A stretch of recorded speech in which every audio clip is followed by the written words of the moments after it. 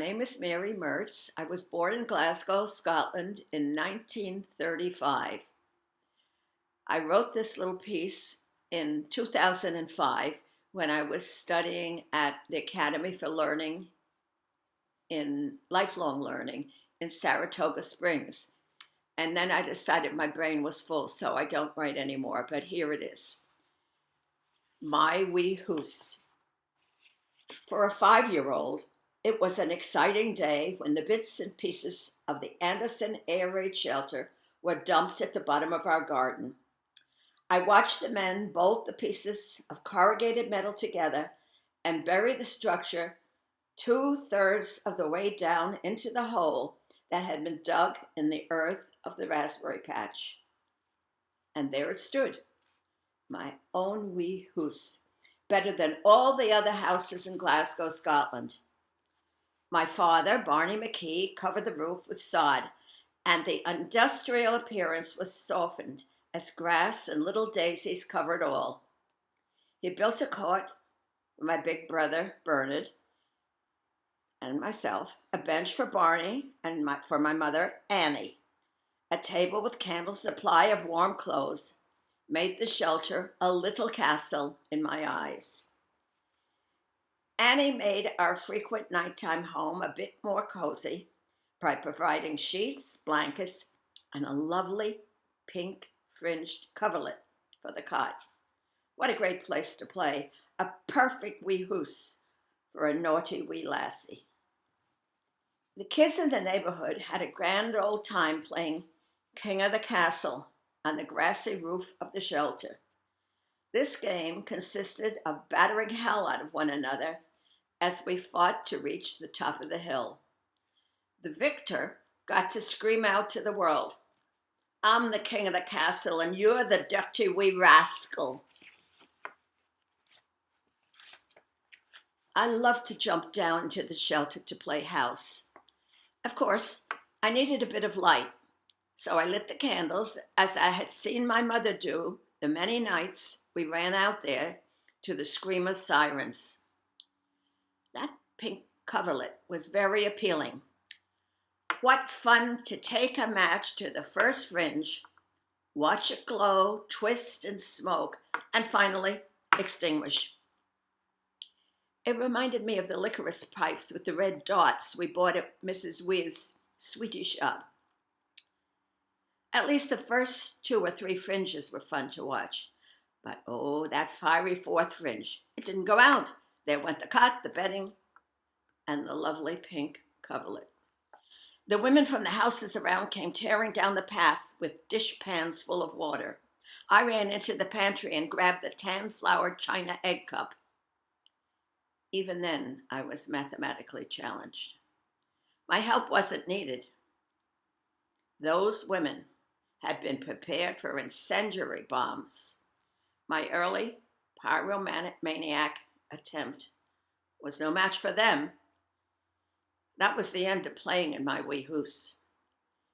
Mrs. McNeil, whose voice could be heard trilling what I thought was cheery, cheery bean, had an equally homey shelter at the opposite end of our shared garden. The day the McCrae twins went missing was the day the McNeil's shelter flooded from a heavy rain. Out dashed the intrepid iron and dust-capped women on another rescue mission. I can still picture them grabbing the long pails that were used on Mondays to push the wash line up so that the wash wouldn't trail on the manicured greens. Were Gordon and Douglas at the bottom of the water? No. They were standing watching the proceedings as their mother sobbed at the entrance to the shelter. Maybe it seemed that the wee hoose was a harbinger of danger. On a fine morning, my father was off to his Saturday half-day of work as a riveter at one of the many shipyards which in those days lined the River Clyde. To this day, we were very proud that Barney helped build the RMS Queen Mary at John Brown's shipyard in Clydebank. My brother and I had gone into the back bedroom to be with Annie. As we snuggled down, we heard 3 or 4 tremendous explosions. The bombs had indeed come to Scotland, as promised. The door upstairs was blown off, and our kitchen window, which had been painted black to give no light to the enemy, was broken. Out to the Anderson shelter we ran. The biscuit factory on the next road had metamorphosed into a munitions factory, and the enemy knew it. Fortunately, the bombs missed McDonald's biscuit factory and fell in a field nearby. The craters were there for all to see and fear. To tell the truth, nothing has been the same since. No longer did we trail off to Our Lady of Lourdes Primary School with our books and gas masks. No more did we run with halfpennies to Mrs. Weir's sweetie shop. No longer was the shelter a wee house. Sirens and planes were a terror. Worst of all, that was the end of my little family. The wanderings began. My mother took us to our ancestral home in Ireland, then back to Scotland to buy tickets at the Sandbag steamship office. My father, as an essential worker, could not leave Scotland. Finally, we arrived in the famous New York harbor, where we were met by my mother's American-born sister, off to Queens to live for the duration. We lived in a walk-up apartment on the kindness of relatives and friends. We weren't the McKee family anymore. We were the cleaning lady's children, the cook's kids. My mother warned us never to say we had no money and never to cry. It's taken me many years not to bother trying to change accents as we yo-yoed from country to country. Now, as I look back at my wee house at the bottom of the garden, I know that it taught me a few important lessons. Obviously, I shouldn't play with matches. Also, we all have to fight like hell to get to the top of the hill.